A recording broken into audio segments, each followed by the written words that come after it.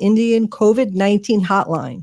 Now you can call the Twin Cities American Indian COVID-19 hotline Monday through Friday from 8 a.m. to 8 p.m. and Saturday and Sunday from 10 a.m. to 2 p.m. You can also schedule a free COVID-19 vaccine at the Minnesota State Fairgrounds. Appointments are available for residents 16 years of age and older. Vaccines are available to certain residents of Hennepin, Ramsey, Anoka, and Dakota counties. Call the Minnesota American Indian COVID-19 hotline at 651-304-9986 to find out when you can get your free COVID-19 vaccination. Appointments are available April 16th through June 19th. Call the Twin Cities American Indian COVID-19 hotline at 651-304-9986. That's 651-304-9986. Over the past year and more, we've all missed out on a lot. Family time, graduations, weddings. And missing those events, we've missed out on even more. Friendships, connections, community, belonging. That's a long time to miss things this important. So don't miss on getting the COVID-19 vaccine. Vaccines are now available throughout Hennepin County to anyone over the age of 16. Just visit takecarehennepin.org and sign up to get yours. That's takecarehennepin.org. Minnesota has the only original wolf population in the continental United States, and 80% of Minnesotans believe the wolf should be protected. Howling for Wolves is asking Minnesotans to respect our true wildlife manager, the wolf. Their survival is critical to our ecosystems, our communities, and even our economy. As highly intelligent animals with strong social bonds, Minnesota wolves deserve to be protected and admired. Learn more at howlingforwolves.org. Let's live and let howl. Hey, Olgama, I've been hearing a lot about this term, climate justice. What is that? Climate justice is recognizing that the negative impacts of climate change don't affect all people equally. It also means transitioning from a fossil fuel-based economy to a more sustainable future. MN350 is one of the groups that's pushing for this transition to protect our futures. You can even get involved too. That's great, especially since I'm concerned about pipeline projects like Line 3. How can I help MN350? Just find them on Facebook or visit mn350.org. With your AM 950 weather, I'm Patrick Lulia. Clearing skies overnight with a low of 67, then more hot sunshine on Friday with a high of 91.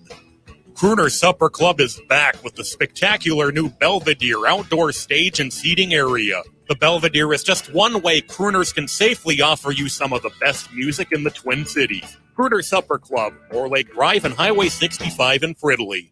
Portions of Native Roots Radio may be pre-recorded. It's a good day to be indigenous. Get up, stand up. They are going to become more brutal. Cody Cup, hit me cut again. Because all the hippies were trying to be Indians anyway. They're going to become more repressive because it's a matter of dollars and their illusionary concepts of power. Hey, Victor. We must live in balance with the earth. And also with recent happenings at Wounded Knee. I am awake. Hello, everybody. This is Wendy Pilot, and welcome to Native Roots Radio. I'm awake. I am hosting today for Robert Pilot. He is away at a very important meeting, and I am here today to discuss national and Twin Cities American Native American news and events. And as we all know, Native issues are human issues, and human issues are Native issues. This portion of the show is brought to you by the Twin Cities American Indian COVID-19 hotline. You can call them at 651-304-9986. They're open Monday through Friday from 8 a.m. to 8 p.m. and Saturday and Sunday from 10 a.m. to 2 p.m. On today's show, we have Louis Eagle Thunder. He is the Lakota guy on TikTok, and he's in for Ogama today. And then later on the show, we're going to have Robert Lilligren, who is the director of the Native American Community Development Institute, NACDI. But before we do that, let's go to Louis Eagle Thunder with some news and events. Thank you so much, Wendy. How matako yapi, yuha chante, washte, nape, chayuzape. I greet you all with a good heart and a warm handshake. Today we have some amazing news. There's always breaking, news with Line 3. And today we have Catherine Quaid released with the Women's Earth and Climate Action Network. Indigenous women's leaders resisting Line 3 invite Secretary Deb Haaland to Minnesota to honor the treaties. Today, Indigenous women leaders resisting Enbridge Line 3 sent a letter to the Department of Interior, Deb Haaland, inviting the secretary to visit northern Minnesota and learn more about the impacts of the Line 3 pipeline project with the Indigenous communities and natural resources.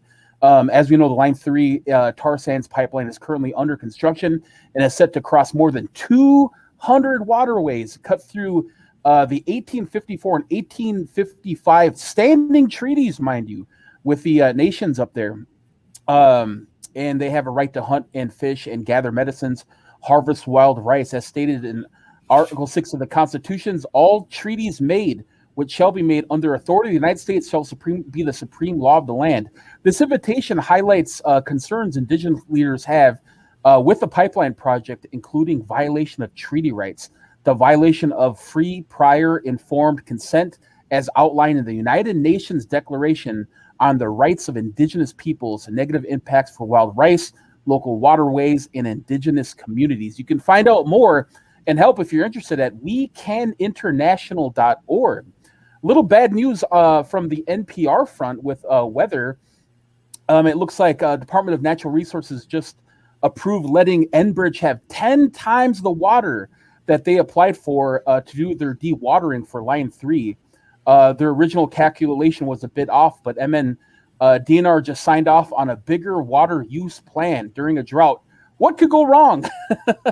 And that's really bad news because we're really having a hard time with the water right now.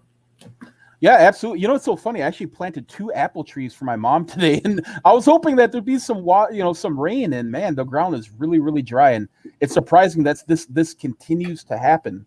And other news with Line 3, Vice News actually highlighted a story that happened June 14th about the protesters.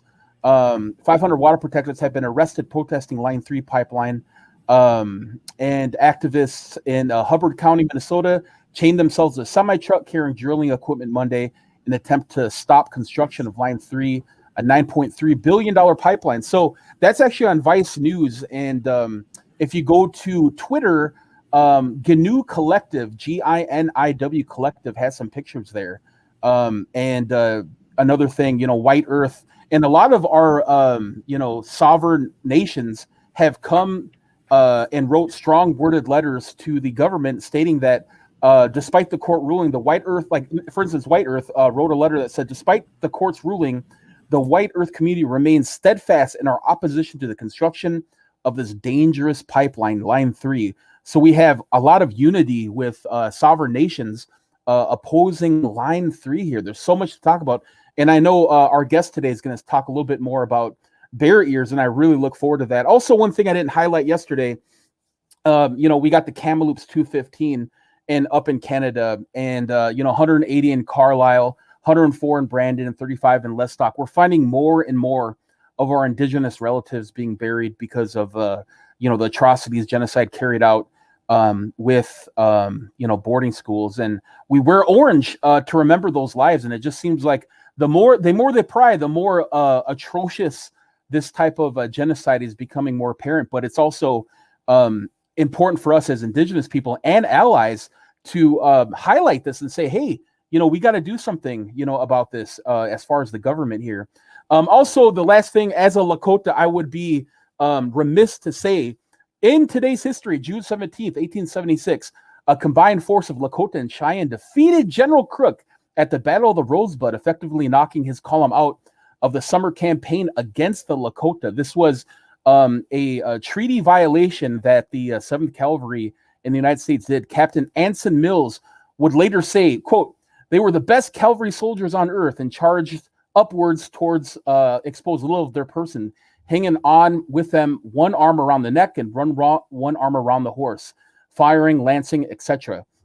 This was actually 8 days before the Battle of Little Bighorn, which is in 8 days from now. So we celebrate that victory as Lakota, Cheyenne, and Arapaho Alliance. I would be remiss from talking about that. But a lot of updates on this front, and it's more important that our Indigenous people and allies get together on the front lines. When we think about stopping Key XL, that was a big deal. Keystone XL was a big deal, but now let's focus on Line 3. Let's focus on all these other issues that face us today, Wendy.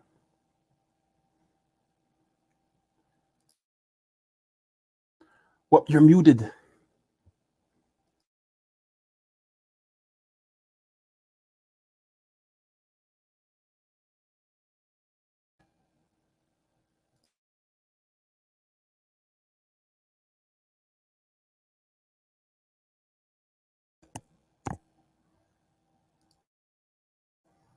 Well, it looks like you're muted, Wendy. Oh, here we go. There we go. Sorry about that, guys. But now I hear an echo when I have that on. So what I was saying is that, right now we are seeing global warming at its peak.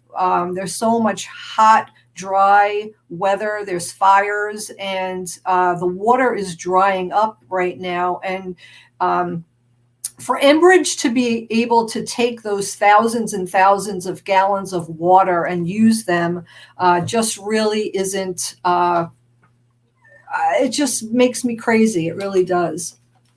Yeah, and the thing is that they just don't want to listen to really voices of reason. When we protest Line 3 and we protest these things that they're doing to the environment, it's just not for our indigenous communities. It's for all of us. Like I said before, it's even for the employees of Enbridge, their children, to continue to live in a place where water safety is available, and we have an environment that fosters wildlife and those things that we hold important that continue the cycles of life for us. And it's so important to always be active, always understand that there's irreversible damage done to the environment that we cannot take back. That's why Line 3 is important, not just for the indigenous community, but for all of us. Exactly. So that's all the news I had for the Line 3 today. Again, we're asking to people to donate to Ginyu Collective, as well as Red Lake Camp, and all of the Line 3 camps up there actually doing the good work. And shout out to all of the water protectors all over, getting involved and making sure that their lines, this story is heard. And I'm hoping, Wendy, that we have Deborah Haaland, actually come to Minnesota, because that would really boost our message on a national level. And that's one thing that we have a hard time doing as Indigenous people, is getting our message out on a national level. So with that, I'm hopeful. Absolutely. Thank you so much, Lewis. You're listening to Native Roots Radio. I'm Awake, and we will be right back after this commercial break. Stay with us.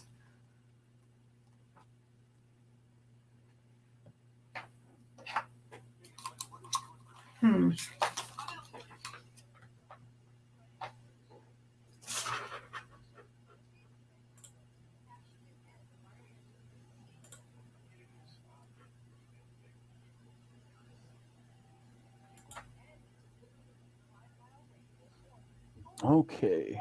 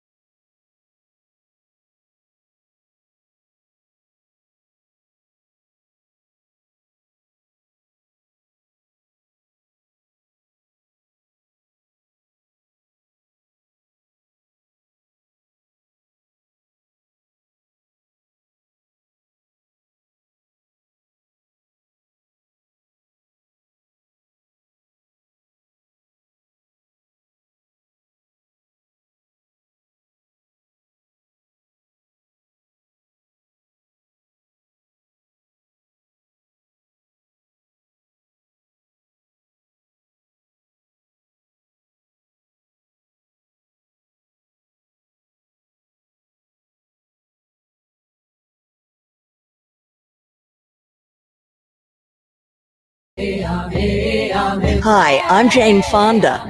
and you're listening to Native Roots Radio.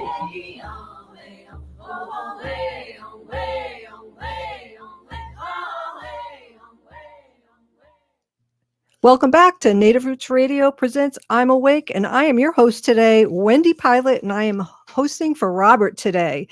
Today is Thursday, and Thursday is Robert Lilligren's Day. Robert is the director of the Native American Community Development Institute, NACDI. Welcome, Robert. Can you hear me, and is everything okay? Yeah, I can hear you, Wendy. Bougie, thanks for having me. Oh, there we go. Hi. Can you hear me? I can hear you. All right. I am doing fairly well. Surviving in this heat. These are odd times in Minneapolis, odd times in our world. All that said, things are going very well at the organization I work for, Native American Community Development Institute, NACDI. Really interesting and important things going on in the community. So I choose to focus on the positive. That's awesome. I was very positive today when I saw some raindrops and some rain clouds, but I think we got about 6 raindrops, Robert. I think I got the same here when I ran out, pulled in my patio furniture cushions. I was all ready for it. And then that was about it. I covered my furniture too, and I got 3, 6 or 8, maybe 10 drops. But anyway, so so happy to have you, and I'm glad you're here. Sorry, Robert couldn't make it today. He's a busy man, an elected official now. He's got responsibilities.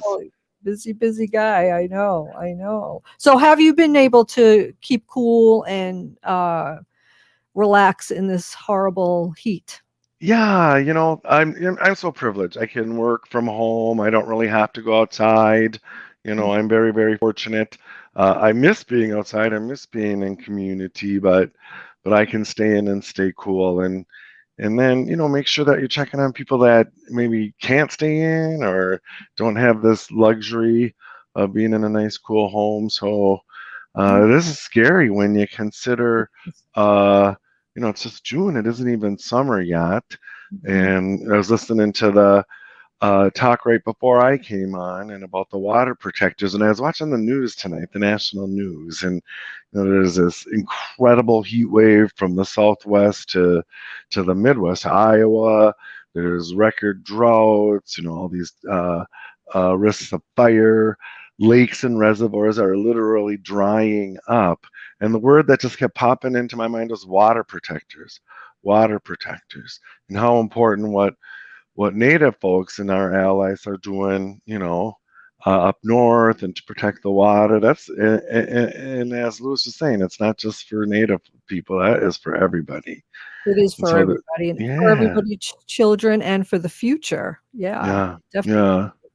Yeah. So you were going to tell us a little bit about the MCT constitutional reform. Did you want to talk a little bit about that? Yeah, well, and one day I was going to show it. I don't know if it shows on camera here, but I'm wearing my Two-Spirit Pride shirt. So it's Pride Month. So I just want to shout out to all my Two-Spirit brothers and sisters. You just have to stand up just a little bit so everybody. Here, maybe I'll do this for a minute. There we go. Beautiful. Yeah. That's a sharp looking shirt. Hey, thanks, man. Yeah. Rainbow colors around. So for those who cannot see Robert's beautiful T-shirt, that's what it is. Very nice. Yeah, thanks. I just got it, so I thought I got to wear it today for the show. Yeah, so there's a really cool event going on this weekend. It's actually kind of starting tonight, kicking off with a round dance, with a roundy here in the cities, and it is a meeting of the urban delegation and urban population of the Minnesota Chippewa tribes. And so for some of your listeners who don't know, the Minnesota Chippewa tribes operate under a common constitution, and the movement towards constitution reform, like we're seeing in a lot of nations across North America, is firmly going on here. And MCT has been doing a really cool process after, kind of getting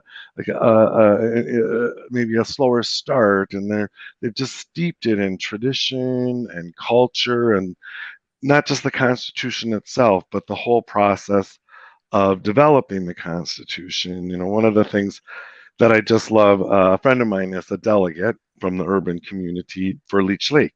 And she was telling me that when they're in when they're in convention, the Constitutional Convention, and there's an issue that needs to be resolved, they break up into clans across all of the nations, and they work in their clans to come up with solutions and come together as a full convention. I just think that's such a cool way to caucus to get work done.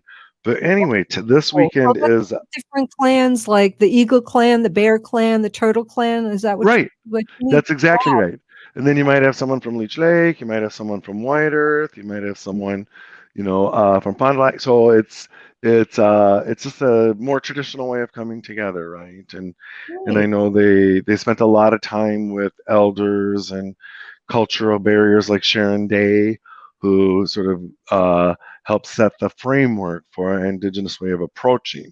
And this weekend, there is a Minnesota Chippewa Tribe Urban Members Constitution Reform Convention. So it's an official convening of the delegates right here in the city. And it's the first time something like this has really happened. One of the Leech Lakers, Carrie Day Aspinwall, has really sort of been pushing for this engagement down here in the city. There's a ton of interest going on. It's at the Intercontinental Riverfront Hotel, Mille Lacs band-owned hotel in St. Paul. This weekend, again, it starts tonight with this roundy, and then tomorrow the actual convention starts at 9 a.m. And it's just so much buzz going on. I've heard people say things like, I've waited my whole life for something like this to happen. And so it should be interesting. Yeah. And issues like enrollment, blood quantum, lineage, those are some of the issues that they'll be discussing and taking positions on. Yeah, that's really good. And it's really important to talk about those things. There's a lot of Native American, kids that don't have. What I should say is I know one Native American tribe that kind of lowered its blood quantum because they were losing members, right? Right. So, yeah. Right. It's a strategy of genocide, right? And eventually, a tribe will breed itself out of existence.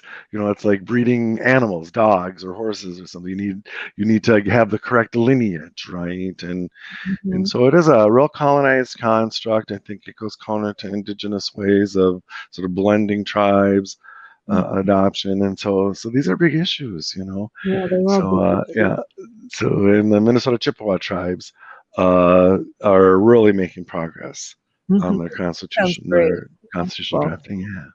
Yeah, we only have about 2 minutes left, so I don't want to start. I really want to talk to you about like the ongoing social justice things that are going on in Minneapolis and all over the world and all over the United States.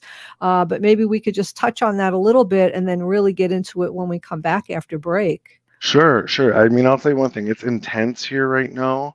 Yeah. Since the most recent shooting by law enforcement, that's not so far from where I live. It's less than a mile. It kind of reminds me of last summer after George Floyd was murdered. There's helicopters in the air, sirens going all the time. We haven't seen the National Guard yet, but we understand that they're sort of on call, standing by, waiting to be deployed. And so it's intense. It makes Minneapolis a really intense place to live right now. An unsettling feeling to have that, over the top of your head.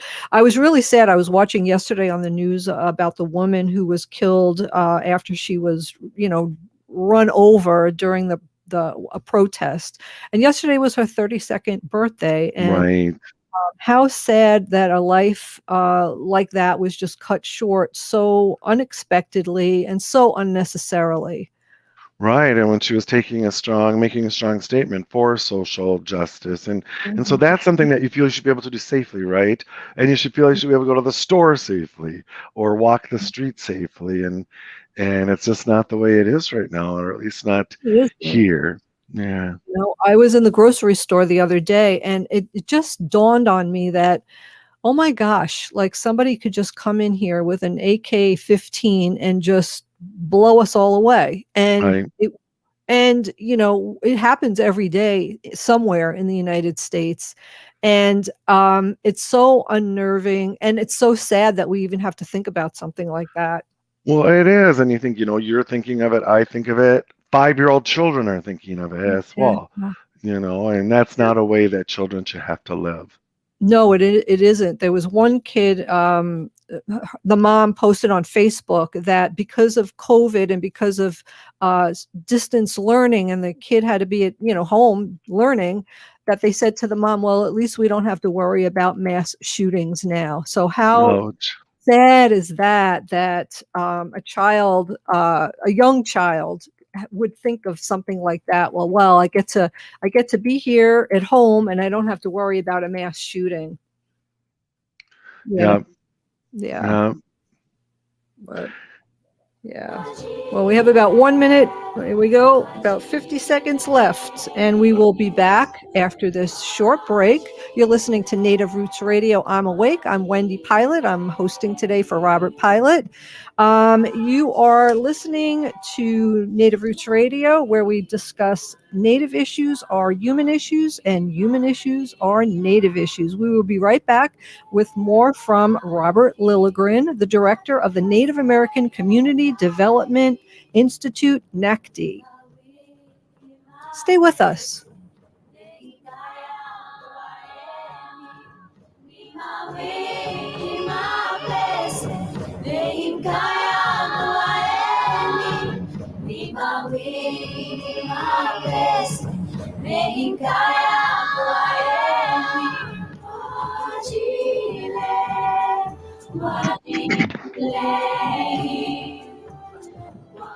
Hey, Ogama, I've been hearing a lot about this term, climate justice. What is that? Climate justice is recognizing that the negative impacts of climate change don't affect all people equally. It also means transitioning from a fossil fuel-based economy to a more sustainable future. MN350 is one of the groups that's pushing for this transition to protect our futures. You can even get involved too. That's great, especially since I'm concerned about pipeline projects like Line 3. How can I help MN350? Just find them on Facebook or visit mn350.org. Minnesota has the only original wolf population in the continental United States, and 80% of Minnesotans believe the wolf should be protected. Howling for Wolves is asking Minnesotans to respect our true wildlife manager, the wolf. Their survival is critical to our ecosystems, our communities, and even our economy. As highly intelligent animals with strong social bonds, Minnesota wolves deserve to be protected and admired. Learn more at howlingforwolves.org. Let's live and let howl. If you're hurting in your relationship or have been affected by sexual violence, you're not alone. Strong Hearts Native Helpline can help you through these difficult and uncertain times. Strong Hearts Helpline is a free 24/7 confidential domestic dating and sexual violence helpline for Native Americans. Help is available by calling 1-844-762-8483 or by clicking on the Chat Now icon on strongheartshelpline.org. This message is sponsored by the National Indigenous Women's Resource Center.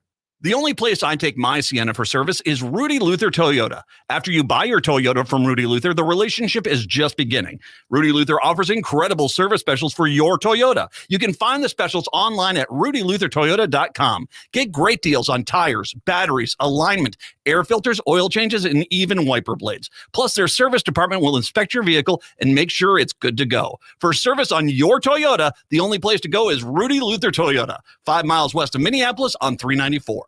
The Department of Indian Work partnered with the Minnesota Department of Health to open the Twin Cities American Indian COVID-19 hotline. Now you can call the Twin Cities American Indian COVID-19 hotline Monday through Friday from 8 a.m. to 8 p.m. and Saturday and Sunday from 10 a.m. to 2 p.m. You can also schedule a free COVID-19 vaccine at the Minnesota State Fairgrounds. Appointments are available for residents 16 years of age and older. Vaccines are available to certain residents of Hennepin, Ramsey, Anoka, and Dakota counties. Call the Minnesota American Indian COVID-19 hotline at 651-304-9986 to find out when you can get your free COVID-19 vaccination. Appointments are available April 16th through June 19th. Call the Twin Cities American Indian COVID-19 hotline at 651-304-9986. That's 651-304-9986. Hey, Minnesota, it's Brad Friedman, host of the Bradcast. We'll expose and make sense of all of our current political nightmares and more every weeknight at 7 on AM 950. COVID-19 vaccines are safe. effective, free, and approved for everyone over the age of 12. Getting vaccinated is the most powerful tool to keep ourselves and loved ones healthy and to end this pandemic. Get your vaccine and get back to what matters most to you. To learn more about scheduling a free appointment, visit ramseycounty.us/COVID vaccine. Again, that website to schedule your free COVID-19 vaccine is ramseycounty.us/COVID vaccine. With your AM 950 weather, I'm Patrick Lulia. Clearing skies overnight with a low of 67, then more hot sunshine on Friday with a high of 91.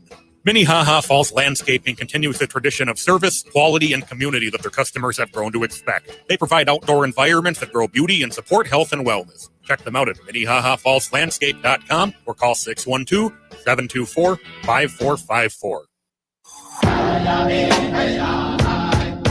This is Winona LaDuke of Honor the Earth, and you're listening to Native Roots Radio. I'm awake. We are Calusa Nation. Hey, welcome back to Native Roots Radio presents I'm Awake, and I'm your host today, Wendy Pilot. This portion of the show is brought to you by MN350, a grassroots organization fighting for climate justice. When we last left off here, we were talking to Robert Lilligren. Robert is the director of the Native American Community Development Institute, NACDI.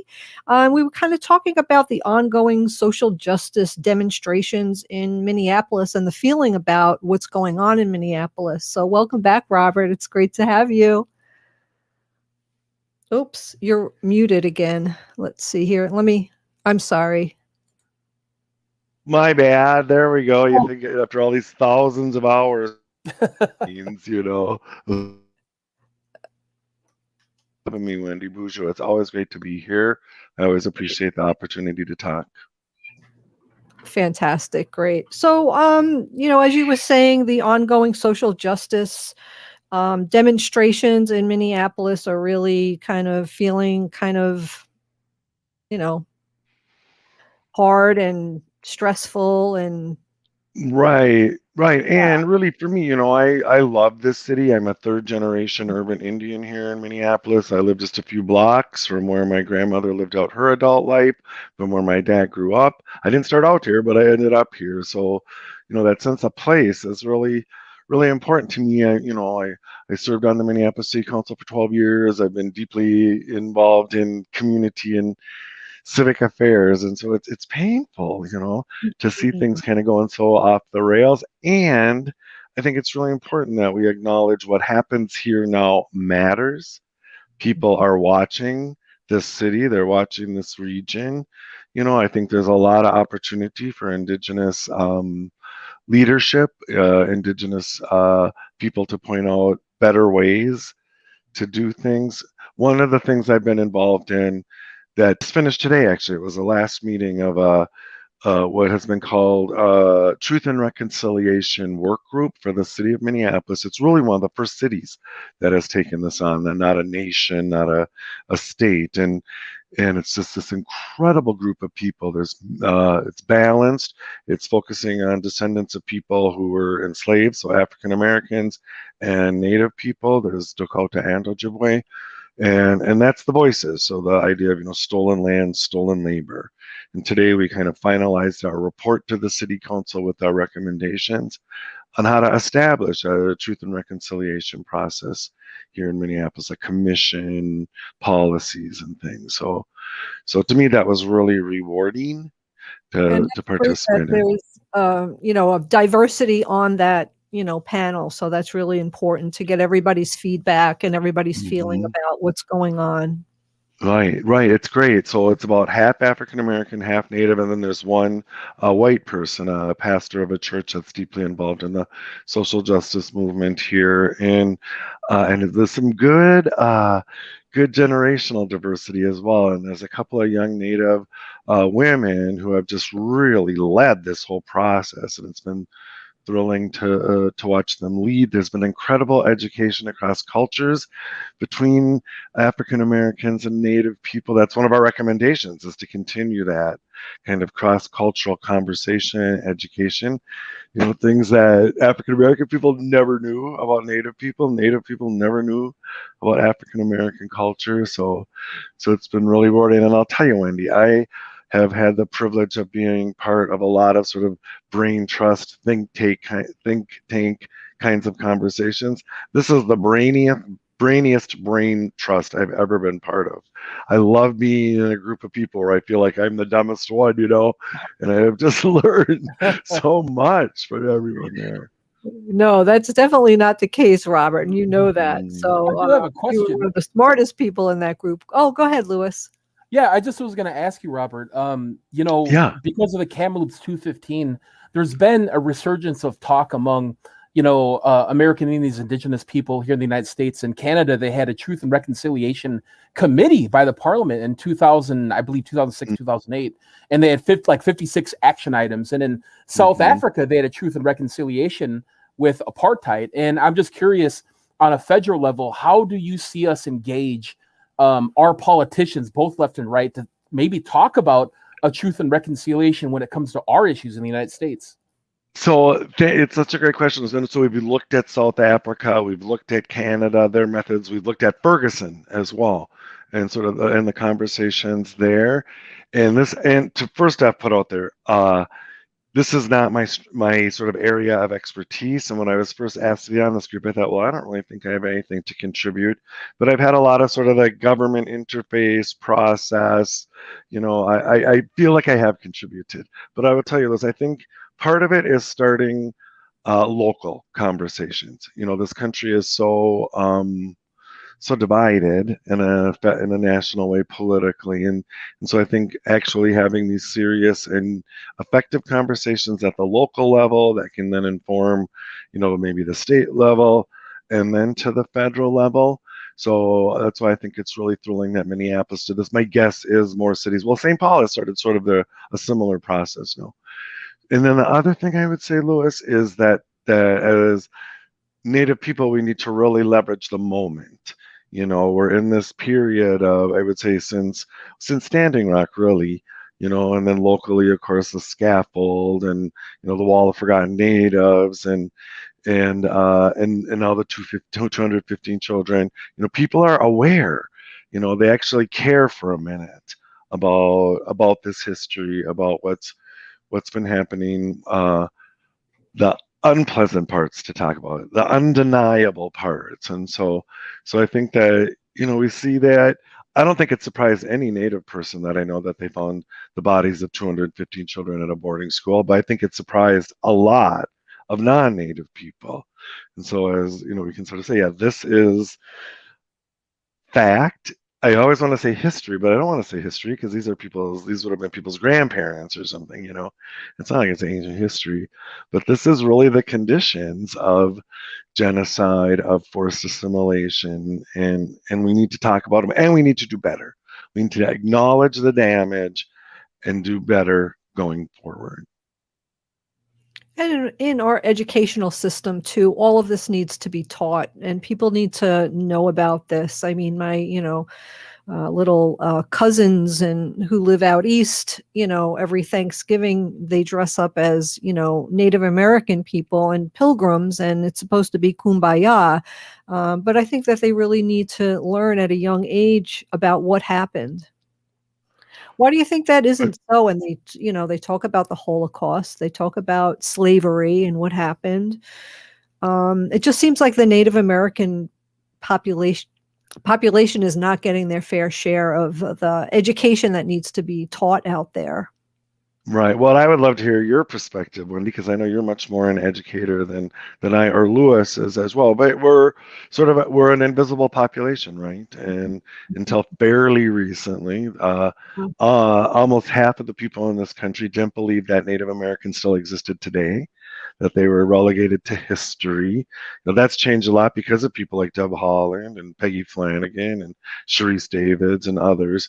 I know a few years ago there was research done that helped create the Reclaiming Native Truth strategies that Indian Collective is part of, sort of promoting, and organizations, other organizations, and that's where that point came out. I think it was in the 40s, 46% or something of people didn't believe Native Americans, American Indians existed today. And that if you Googled American Indian images, like the first 90 images that came up were pre-1915, which just reinforced this idea that Native people are just part of the past. And so I feel like we're in an era of heightened awareness. It feels more authentic than, say, the time in the 70s when it became kind of chic to be Indian, when people like Cher and others rode that kind of wave. Now this feels kind of real, and you see television, for example, like Rutherford Falls, which is,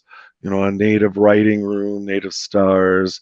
It's about the most indigenous thing on television, telling a really cool urban and reservation contemporary young Native story. So we need visibility, and that just doesn't happen in one sort of sector. That's something that we all should be. Mm-hmm.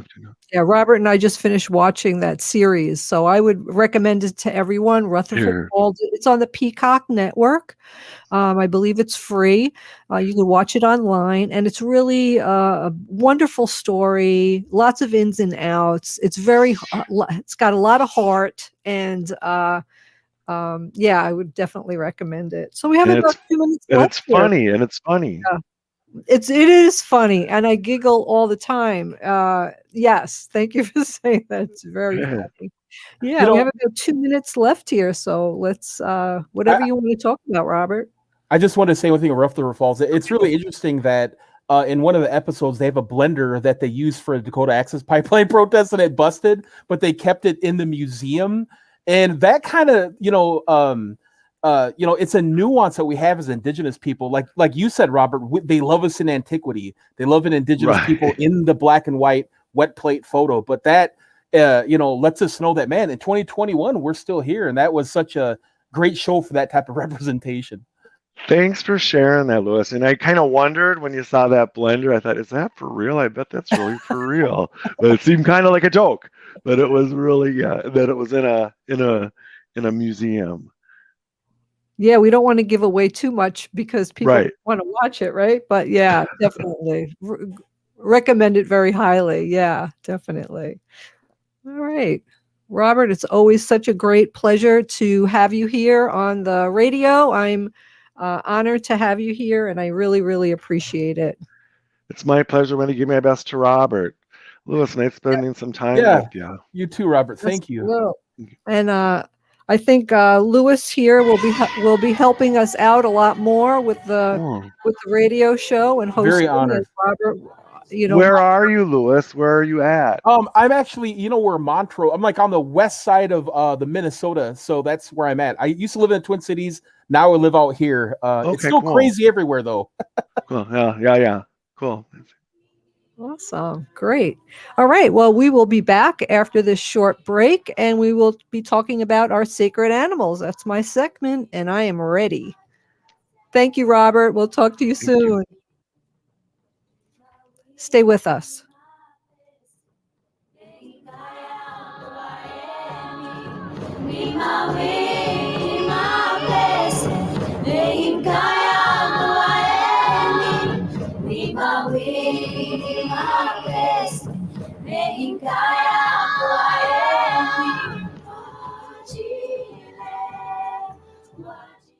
Hey Cudahy to all my friends and relatives in 4 directions. This is Robert Pilot of Native Roots Radio presents I'm Awake.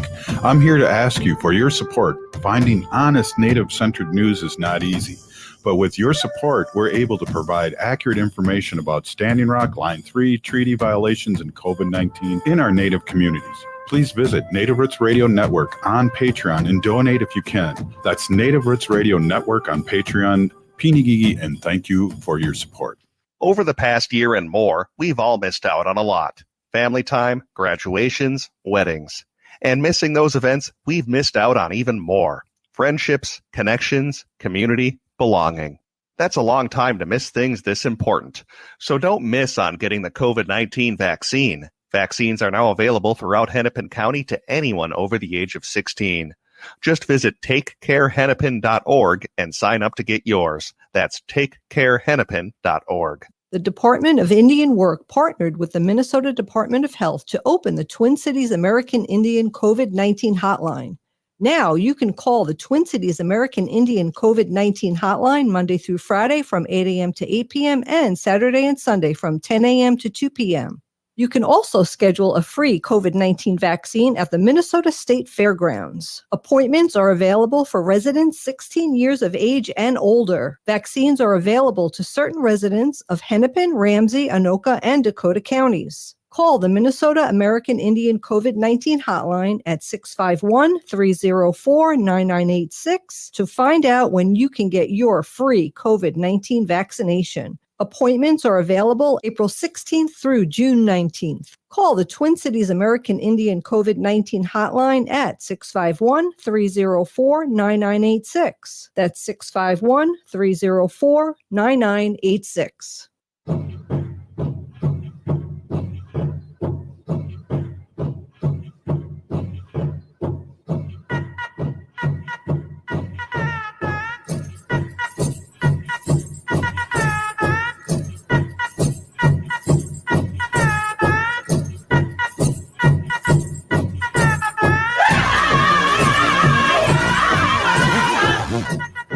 Welcome back to Native Roots Radio presents I'm Awake. I'm Wendy Pilot, and I am hosting today for Robert Pilot. He is at a meeting today, and I just want to say that this portion of the show is brought to you by Howling for Wolves, protecting wolves for future generations. Woo! I was a little late to unmute. Lewis, I need your howl. Woo! Exactly. Thank you. So my my name is Hanaji Hihani, and that means cares for them. And I was given that name by my Dega Curtis, Mashke Hanajinga, which means walk on white clouds. So I always really appreciate that name, and it really means the world to me. I am a humane policy volunteer leader for the Humane Society of the United States, and I work on animal issues at the local and state level. And today I have an update from the Humane Society of the United States Wildlife Protection Campaign. And I want to thank them. So thank you to the Board of Commissioners for the Kalamazoo County, Michigan, for the passage of a proclamation opposing wildlife killing contests and calling on state officials to take action in these grisly events held all over Michigan and across the United States. Participants compete to kill the most, the heaviest, or the smallest coyotes, foxes, bobcats, and other species for cash and prizes. 8 states have now banned wildlife killing contests, including California, Vermont, New Mexico, Arizona, Massachusetts, Colorado, Washington, and Maryland. So I want to thank again the Kalamazoo County of Michigan for also taking action to stop these horrible killing contests. And a lot of people don't really realize that these are happening, and they happen all over the United States. And one of the things is I will always thank, and I'll each state that and each county or whoever opposes these things, I'm going to give you a shout out. So I really appreciate that. So what are these killing contests, these wildlife killing contests? Contests like dog fighting and cockfighting have been condemned in the United States as barbaric and cruel, but the wildlife killing contests still happen regularly in almost all of the 43 U.S. states they are legal in. Killing contests are organized events in which participants compete in prizes. So let's say a bar up north will sponsor a killing contest, and they'll put like a little ad in their penny saver or little posters out on their bar windows, and they'll say, you know, on such and such a date, we'll have different categories. Like you could go out, and this is indiscriminate killing. These coyotes will be just killed. That's it. And the dead coyotes will be, you know, pulled in and brought back to the bar, and they'll hang them up, and they'll give the prize for the smallest female or the largest male or the one that had the biggest, longest tail. And these people will get prizes for this. But what happens to the animal is it ends up in the dumpster. The animal's body is not used for any meat or nourishment. They're not using the pelts for any type of, you know, fur or, you know, warm clothing. And these animals are just disregarded. You know, a lot of these animals are deemed as pests. And a lot of people just think that they're pests and they're nuisances, and they get in the way of their gardens, and they get in the way of their daily life, and they dig in their beautiful lawns, and they're killing other little animals that they want to kill. So this is a really, really big problem. And the Humane Society of the United States actually has hunters on their boards, and, you know, they speak out against these killing contests, because it really gives hunters a really bad name and a really bad reputation. These killing contests use all kinds of different things to persuade the animals to come out of their hiding spots, like calls that represent the calls of baby coyotes, so the moms will come out. They'll use high-powered rifles to kill the animals. They use sounds and all kinds of things to lure the animals out. Sometimes they'll even put feed or another dead animal out to lure the animal out into rifle range. So this is not even fair chase. What kind of ideas do you have about what I'm talking about, Lewis? Yeah, you know, one thing that comes to mind is what we're taught as indigenous people. I think, you know, when we think about pan-indigenous ways that we had respect for our nature and the things around us, it just seems that, you know, we talk about settler colonialism constructs, and one of those is these sanctioned killings. And this is not even the first of them. I mean, we've been fighting this for decades and decades. And it's interesting that, you know, you look at cockfights and dogfights, which, you know, have, I would say, more non-white people participating in those things, but they're quick to action in those. But when it comes to a majority white type of sanctioned killing, that goes through, you know, more rigorous testing, quote unquote. But as indigenous people, American Indians, you know, we have, as a Lakota, we have treaties with the earth. We have treaties with the water. We have treaties with what we call the two-legged, the four-legged, the winged. And in those treaties is a responsibility for us to speak for them, to make sure that we're doing the right thing by them, that we treat them with respect. And part of that is if we take from them, we give something back, and we don't take more than we need. And I see all too often these hunts, you know, in my own state of South Dakota, they have pheasant hunts.